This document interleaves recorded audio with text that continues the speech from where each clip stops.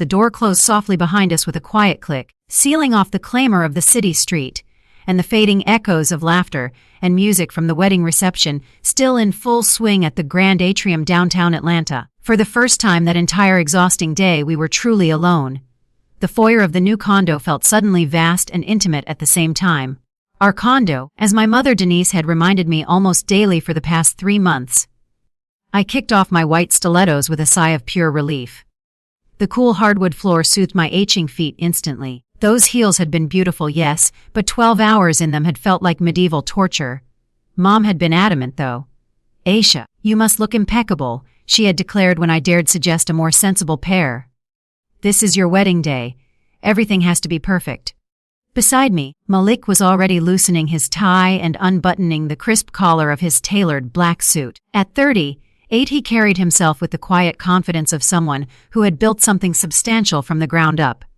Tall, broad-shouldered, refined features, deep brown eyes that always seemed to notice more than they let on. His hands, long-fingered, well-groomed, had always fascinated me because of how gracefully they moved through sign language. Over the 6 months we had been together, I had learned to read those gestures almost as fluently as spoken words. His silence had never felt like an absence to me. It had felt like a different kind of presence. I turned toward him, already lifting my hands to sign the familiar question.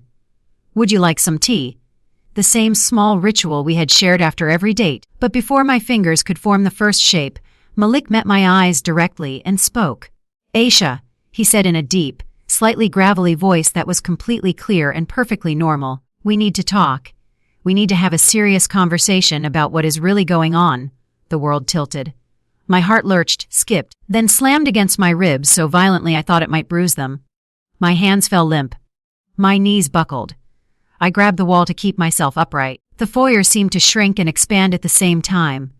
The man I had married less than 8 hours earlier, the man everyone, including my mother, had assured me was mute since childhood due to trauma, was speaking. Not whispering, not struggling, speaking clearly, distinctly, with the calm authority of someone who had used his voice every day of his life.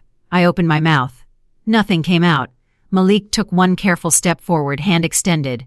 I recoiled instinctively, pressing myself against the wall. Something, regret, perhaps guilt, flashed across his face, but he didn't retreat. "I'm sorry," he said quietly, and the remorse in his tone sounded genuine. "I know this is a shock. Let's sit down. I'll explain everything. You deserve to know the truth about who I am, why this was necessary, and why your mother." I didn't let him finish the sentence. I spun, yanked open the nearest door, the guest bathroom, rushed inside and slammed it shut. The lock clicked with a small, final sound. I sank onto the edge of the tub, elbows on my knees, face in my hands. My whole body was shaking. Tears came fast and hot, carving black rivers through the flawless makeup the artist had spent 2 hours perfecting. Malik could speak. All this time, every date, every dinner, every walk in Piedmont Park, every note he passed me, every graceful sign, every patient tilt of his head while he lip-read my words, he could have spoken. He had chosen silence. He had performed muteness for 6 months. And my mother knew. The realization landed like a physical blow. My own mother, Denise Holcomb, the woman who had raised me alone after Dad died, who had planned my entire life down to the color of my wedding invitations, had been part of this lie. I tried to breathe. The corset of the wedding gown felt suddenly like a cage. I pressed my palms to my eyes, trying to stop the tears, trying to make sense of the last 6 months. Our first meeting had been at a quiet downtown coffee shop. I'd arrived 20 minutes early, stomach knotted, shredding a paper napkin into confetti. Then he walked in, tall, elegant in a charcoal suit, scanning the room until our eyes met. That first smile of his had done something strange to my chest, like a bird suddenly deciding to fly. He had approached, inclined his head politely, and signed a simple greeting. I had fumbled a response. I barely knew basic ASL, and he immediately pulled out a small leather notebook and pen. "Please speak normally," he wrote in beautiful, even handwriting. "I'm an excellent lip reader. I'll write or sign in return." And just like that, the awkwardness dissolved. We talked, really talked. I told him about my 10th graders, about the way their faces lit up when they finally understood a metaphor in To Kill a Mockingbird. He wrote back that he admired teachers more than almost any other profession. "You give children tools to understand the world," he had written. "That's rare," I had blushed. No one had ever described my job that way before. Date after date followed. Upscale restaurants with candlelight and heavy silverware.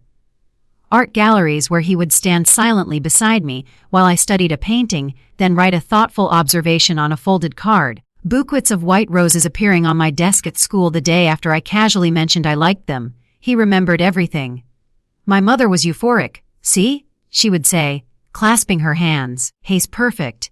Financially secure, respectable, attentive. What more could you want, Aisha? I never knew how to answer. Malik was kind. He was intelligent. We shared a love of books and old movies, but there was no electric current, no breathless anticipation when I saw his name on my phone. Just comfort. Stability. The things Mom insisted were more important than passion. Love grows, she would say whenever I voiced quiet doubts. It isn't always fireworks. Sometimes it's a slow, steady flame. 3 months after our first coffee, he proposed in Piedmont Park on a crisp October afternoon. He dropped to one knee beside the lake, opened a velvet box containing a diamond that caught every ray of sunlight, and held up a note. Aisha, you make me happy. Be my wife. I had stared at the ring, then at his hopeful eyes, and whispered yes. Not because I was swept away, because I was tired of being alone at 27 while everyone else moved forward. Tired of the pitying looks. Tired of fighting my mother's vision for my life. The wedding planning had been a whirlwind Mom controlled almost entirely. I felt like a passenger in my own story. And now here I was, sitting on the edge of a bathtub in a condo I had barely seen, wearing a dress that cost more than 6 months of my teacher's salary, realizing the entire courtship had been built on a performance. A soft knock at the door. Aisha, please. Malik's voice, his real voice, came through the wood. I know you're hurt. I know you feel betrayed. You have every right to. But please come out. Let me explain. If after you hear everything you want me to leave, I'll go. I won't fight you. Just give me a chance to tell you the whole truth. I didn't move. I stared at my reflection in the bathroom mirror instead. Mascara tracked down my cheeks like war paint. Lips trembled, eyes red-rimmed and glassy. The bride everyone had called radiant now looked haunted. I was 27 years old.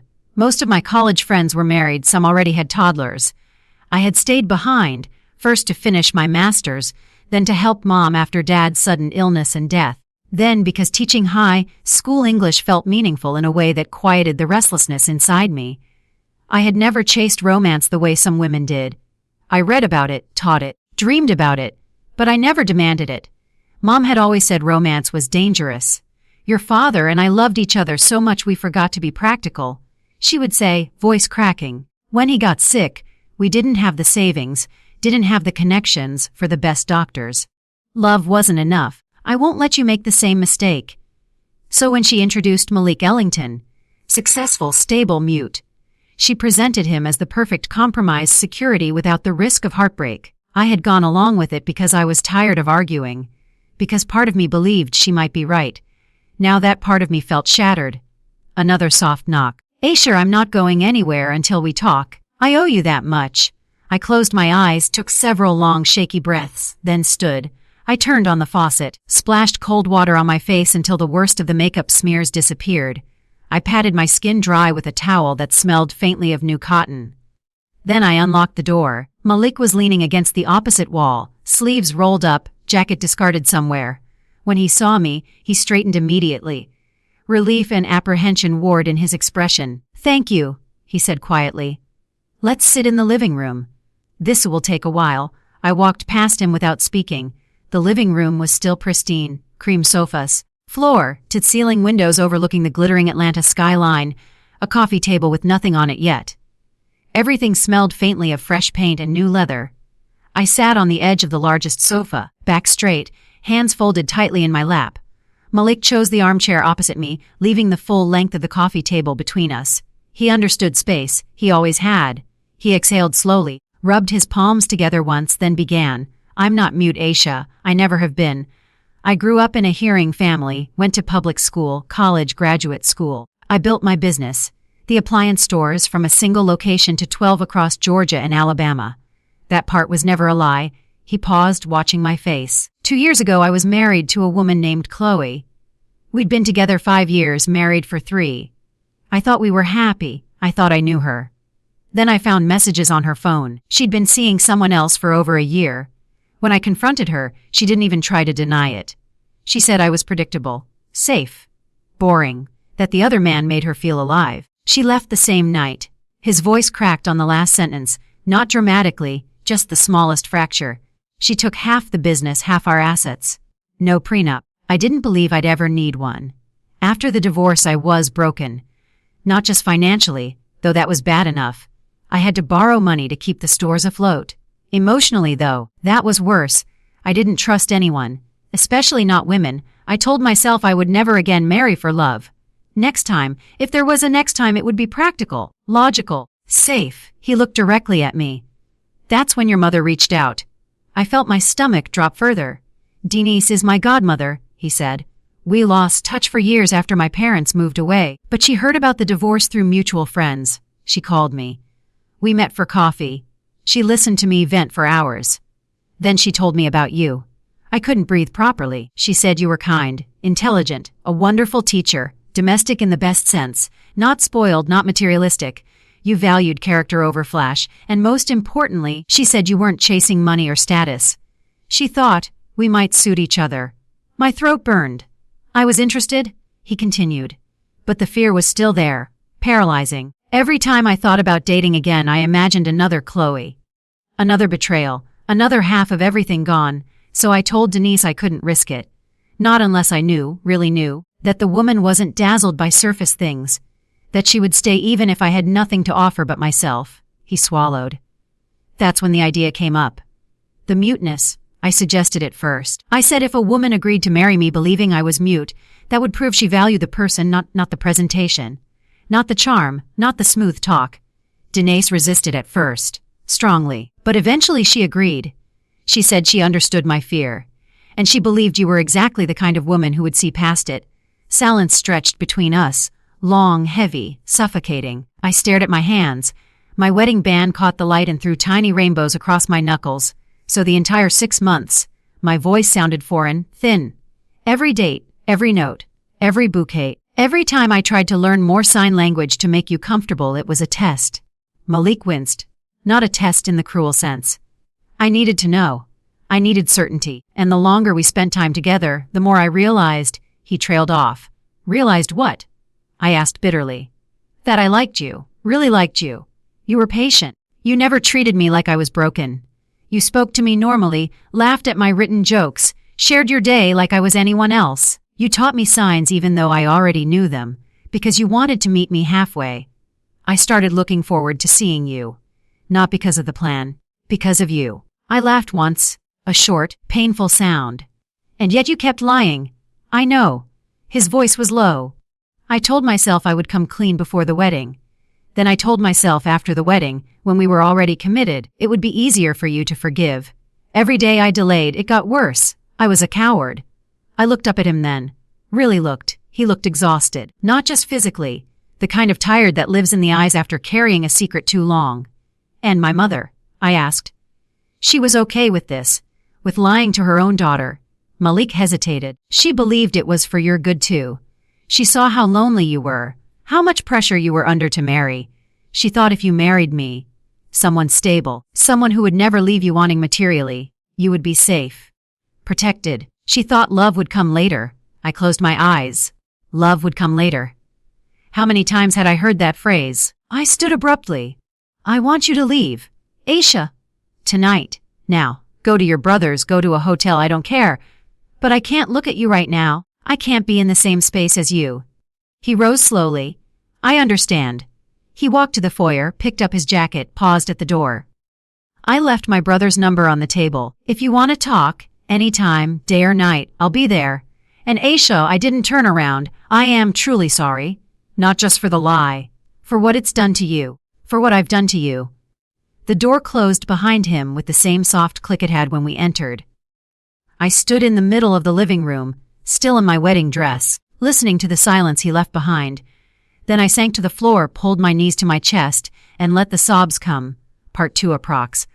3,000 words. I don't remember exactly when the crying stopped. Maybe when my throat became too raw to make any more sound, or when the cold hardwood floor finally seeped through the layers of silk, and tulle and made my body shiver enough to force me upright. I peeled myself off the living room rug, legs unsteady, and made my way to the master bedroom.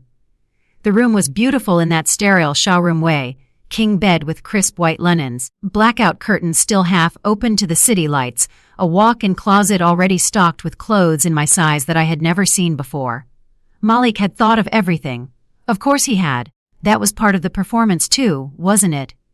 I stood in front of the full-length mirror and stared at the stranger in white. The dress that had felt magical in the bridal salon now felt like a costume I had worn for someone else's play. I reached behind me, fingers fumbling with the tiny covered buttons, and began undoing them one by one. It took forever. When the bodice finally loosened, I let the whole thing drop to the floor in a heavy heap of satin and beading. I stepped out of it like stepping out of a lie. Underneath I wore simple ivory lingerie Mom had chosen for the wedding night. She had winked, and I hated how hopeful it looked now. I pulled it off too, threw it on top of the dress, and walked naked into the en-suite bathroom. The shower was one of those glass-walled rainfall affairs with multiple heads. I turned the water as hot as I could stand and stood under it until my skin turned pink and the steam made the mirror useless. I didn't cry again. I just let the water pound against my shoulders and tried to think. What now? Divorce papers tomorrow. An annulment on grounds of fraud. The thought made my stomach twist. I was married legally, publicly, irrevocably, to a man I barely knew. The man I thought I knew had never existed. And Mom, I couldn't even finish the thought without feeling sick. My mother, who had held me through every childhood nightmare, who had sat beside Dad's hospital bed until the very end, who had cried with me when my first serious boyfriend moved away for college. She had helped orchestrate this. She had looked me in the eye for 6 months and lied. I turned off the water, wrapped myself in one of the thick towels folded neatly on the rack, and padded back into the bedroom. In the closet I found sleepwear, silk camisoles and soft pajama pants, all in neutral colors, all my size. I chose the plainest set I could find, something that didn't feel like part of the deception. Then I crawled under the covers of the enormous bed and lay on my back, staring at the ceiling. The city lights made faint patterns through the sheer curtains. I listened to the low hum of the building's HVAC, the distant siren somewhere far below, the absolute absence of another person breathing nearby. For the first time in months I was completely alone, and I had no idea what to do with it. The phone buzzed on the nightstand. Again, I had silenced it hours ago, but the screen lit up repeatedly. Mom. Of course it was Mom. I let it go to voicemail. Then it rang again and again. Finally a text notification chimed. Mom, Aisha Beta. Please pick up. I'm worried sick. Is everything okay? Did something happen? Call me. I love you. I stared at the words until they blurred. I love you. She had said that my whole life. She had said it when she braided my hair for school, when she stayed up helping me study for exams, when she drove me to college orientation, even though it was 3 hours away. She had said it at Dad's funeral when she held me so tight I thought my ribs would crack. And she had said it when she introduced me to Malik. I turned the phone face down and closed my eyes. Sleep didn't come easily. When it did, it was shallow and full of fragments, Malik's hand signing, "Good night." After our third date, Mom's proud smile when I showed her the engagement ring, the moment in the park when he knelt, and I said yes even though something inside me whispered wait. I woke to bright sunlight slanting across the bed. My eyes were swollen, my head throbbed. The clock on the nightstand said 12:47 p.m. I had slept half the day away. I dragged myself out of bed, brushed my teeth, pulled my hair into a messy bun, and went to the kitchen. The fridge was stocked, fresh fruit, yogurt, eggs, vegetables, even a carton of almond milk because I had once mentioned I preferred it. Again, thoughtful. Again, calculated. I made coffee with shaking hands and carried the mug to the living room window. Atlanta sprawled below me, cars moving like toys, people walking with purpose. Normal life continuing while mine had cracked open. The doorbell rang. I froze. Another ring, insistent, worried. Through the peephole I saw Mom. She held 2 grocery bags and looked smaller than usual, face drawn with anxiety. I considered pretending I wasn't home. But she would wait. Or she would call the building manager. Or she would call Malik. I opened the door. Mom's eyes widened when she saw me. Barefaced in oversized pajamas, hair wild. Aisha Beta, what happened? You look. Malik can speak, I said flatly.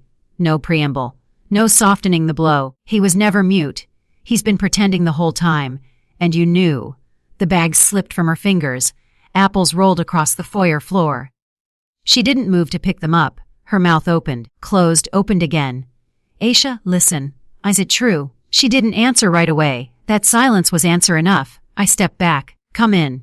We're going to talk. Now. She entered slowly, like someone walking into a courtroom. I closed the door behind her and pointed to the sofa. She sat. I stayed standing, arms crossed, coffee mug forgotten in my hand. Start talking, I said. Mom clasped her hands in her lap. Malik is my godson. I've known him since he was a baby. His parents and I were very close when we were young. Your father knew them too. After they moved away, we drifted apart, but I always kept tabs through mutual friends. When I heard about his divorce, Aisha, it was ugly. That woman, Chloe, destroyed him, took half of everything he'd built. Left him humiliated. He was broken. Truly broken? I waited. I called him. We met. He poured his heart out. And I thought of you. She looked up at me, eyes pleading. You were so lonely, Beta. You never said it, but I saw it. The way you smiled at other people's wedding photos. The way you changed the subject when friends asked why you weren't seeing anyone. I knew Malik was a good man. Honest, hardworking, kind. I thought if the two of you could just meet, you could help each other. But you didn't let us just meet, I said. You let him lie to me for 6 months. Mom's shoulders sagged. The idea was his. He told me he couldn't trust anyone again. He said he needed to know the woman he married wouldn't leave when the charm wore off, that if she accepted him accepted him without the smooth talk, without the promises, she would be worth marrying. I told him it was wrong. I argued with him. But he was so afraid, Aisha, and I understood his fear. I saw what your father's death did to me. I didn't want that for you. So you agreed, I said quietly. I agreed because I thought it would protect both of you. You from a man who might hurt you later. Him from another betrayal. And when I saw how he treated you, how attentive he was, how much he respected you, I thought it was working. I thought love would grow quietly, the way it should. Love built on a lie, I whispered. Mom's eyes filled. I never wanted to hurt you. I thought once you were married, once you saw how good he could be to you, the lie wouldn't matter anymore. I thought you would forgive him. Forgive me. I turned away, staring out the window again. You decided my life for me. You decided who I should marry, how I should feel, what was best for me. Without ever asking. I was trying to save you from pain. You caused it. Silence again. Then, softly, I know. I turned back to her. Tears were streaming down her face now, but she wasn't wiping them away. She looked old. Older than I had ever seen her. I don't know if I can forgive you, I said. Not today. Maybe not ever. But right now I need you to leave. I need space. I need to figure out who I am without your plans in my head. She nodded slowly. I understand. She stood, gathered the spilled groceries as best she could, and walked to the door. At the threshold she paused. I love you, Aisha. No matter what you decide. I will always love you. I didn't answer. The door clicked shut behind her. I sank onto the sofa and pulled my knees to my chest again. The coffee had gone cold. I didn't care. The rest of the day passed in a fog. I didn't eat. I didn't unpack. I sat on the couch and stared at nothing while memories played like a broken film reel. Malik writing me a note during dinner that made me laugh so hard I snorted wine. Mom hugging me after the proposal and whispering, "You'll see, this is the right choice?" The way Malik's eyes softened every time I signed something new I'd learned for him. All of it tainted now. Around 7 p.m. the doorbell rang again. I didn't move at first. Then curiosity, or maybe just exhaustion, won. Through the peephole I saw Shayla, my best friend since college, holding a paper bag from my favorite Thai place and looking worried. I opened the door. She took one look at me and dropped the bag on the entry table. "Oh, honey." She pulled me into a hug. I didn't hug back at first. My arms felt too heavy, but then I did and the dam broke again. I sobbed into her shoulder like a child. Shayla kicked the door shut, guided me to the sofa, and sat beside me while I cried myself out for the second time in 24 hours. When I could speak, I told her everything. The voice in the foyer, the confession, the plan, Mom's involvement, Malik's godmother's secret, the test, everything. Shayla listened without interrupting. When I finished, she was quiet for a long moment. "Jesus," she finally breathed. "That's insane. Like soap opera level insane." I gave a watery laugh. "Yeah." She took my hand. "What do you want to do?" "I don't know." "Do you want to leave him?" "I don't know." "Do you want to forgive him?" "I don't know." She squeezed my fingers. "Okay, then let's start smaller. Are you hungry?" I shook my head. Too bad. She stood, retrieved the Thai bag, and started unpacking containers. Pad Thai extra lime, spring rolls, mango sticky rice because you deserve sugar right now. Eat something. Then we'll figure out the rest. I managed a few bites. The normalcy of it. Plastic forks, takeout smell. Shayla's familiar chatter about work felt like a lifeline. After dinner we moved to the living room floor with throw pillows and blankets. Shayla didn't push for answers. She just stayed. We watched old episodes of The Office on my phone until my eyes wouldn't stay open. She slept on the couch that night. I slept in the big bed again alone, but somehow less alone than the night before. The next morning Shayla had to go to work. She hugged me tight at the door. Call me anytime, day or night. And Aisha? Yeah, this isn't the end of your story. It's just a really shitty plot twist. I gave her a weak smile. Thanks. After she left, I showered again, dressed in jeans and a soft sweater from the closet, and made myself another coffee. Then I picked up the piece of paper Malik had left on the foyer table. His brother's number. I stared at it for a long time. My thumb hovered over the call button. Then I set the paper down. Not yet. I wasn't ready. But I didn't throw it away either.